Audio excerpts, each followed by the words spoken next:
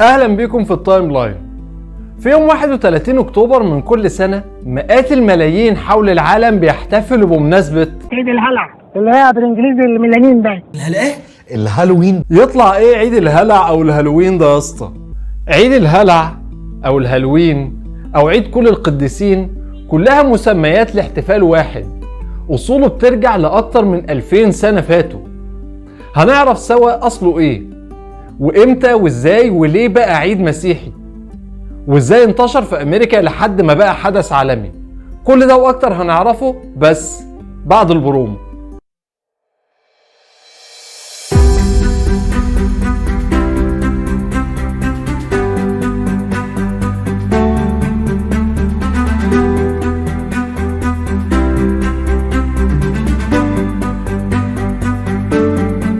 من أكتر من 2000 سنة القبائل الكلتية كانت مسيطرة على مناطق كتير في غرب أوروبا، وكانت السنة عندهم بتبدأ يوم 1 نوفمبر اللي هو عيد الحصاد وبداية دخول موسم الشتاء.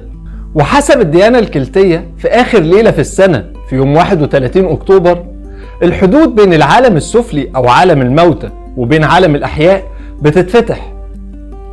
وقتها مخلوقات العالم السفلي بتخرج وتتجول في عالم الأحياء طول الليل وبترجع تاني للعالم السفلي مع طلوع فجر يوم 1 نوفمبر.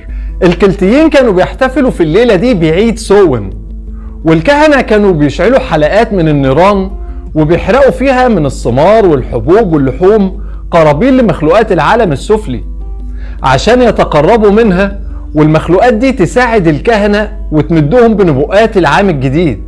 وحسب معتقدات الكلتيين مخلوقات العالم السفلي أثناء تجوالها في عالم الأحياء في الليلة دي كانوا بيخطفوا البشر اللي بيصادفوهم في طريقهم. عشان كده كان من تقاليد احتفال الكلتيين بعيد سوين انهم يتنكروا في هيئة مخلوقات العالم السفلي زي الأشباح والأرواح وغيرها عشان ما يتمش خطفهم.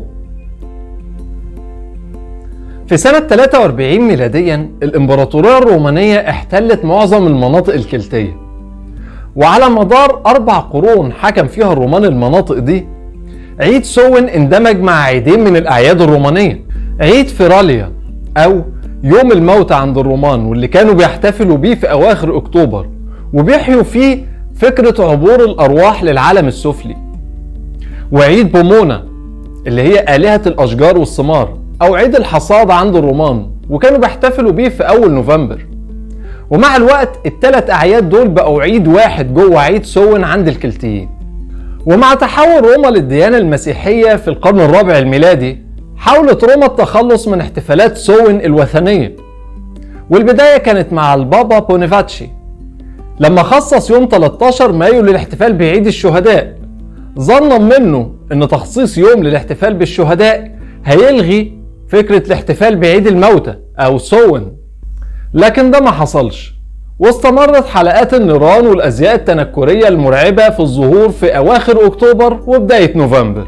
بعد كده في القرن التاسع الميلادي البابا جريجوري أجل الاحتفال بعيد الشهداء إلى 1 نوفمبر وخصصه للاحتفال بكل القديسين All Saints أو All Hallows، وخلى بعده يوم 2 نوفمبر يبقى لتكريم الموتى وسماه All Souls Day.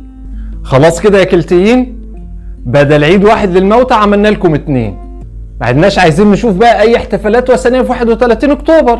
لكن اللي حصل ان سكان المناطق الكلتيه بداوا يحتفلوا بيوم 31 اكتوبر على انه وقفه عيد كل القديسين، يعني الليله اللي بتسبق عيد كل القديسين او All Hallows Eve، واللي اتحولت بعد كده الى هالوز ايف ومنها الى هالوين. ورغم التسمية المسيحية إلا إن احتفالات 31 أكتوبر أو احتفالات الهالوين ما زالت محتفظة بكل المظاهر والتقاليد الوثنية اللي فيها المستمدة من الأساطير والديانة الكلتية القديمة. طيب يا اسطى، دلوقتي عرفنا كده يعني إيه هالوين وأصله إيه؟ أي خدمة يا صاحبي. إزاي بقى وصل الهالوين للأمريكان؟ وإزاي بقى حدث عالمي دلوقتي؟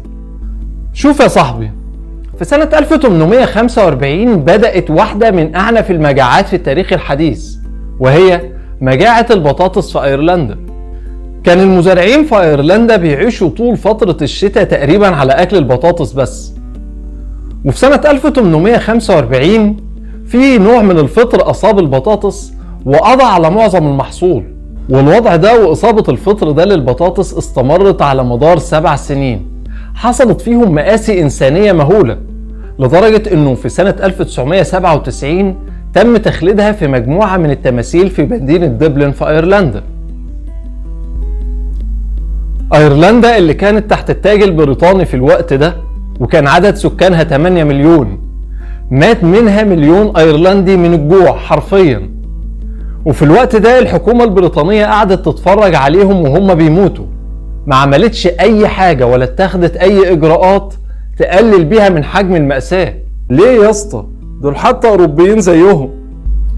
أوروبيين ومسيحيين كمان، بس بريطانيا بروتستانت وأيرلندا كاثوليك، عشان كده كان عادي جدا الحكومة البريطانية تقعد تتفرج عليهم وهم بيموتوا. وهي دي الإنسانية بتاعة الغرب المتحضر. في الوقت ده السلطان العثماني عبد المجيد الأول أرسل مبلغ مالي وسفن محملة بمواد غذائية إلى أيرلندا.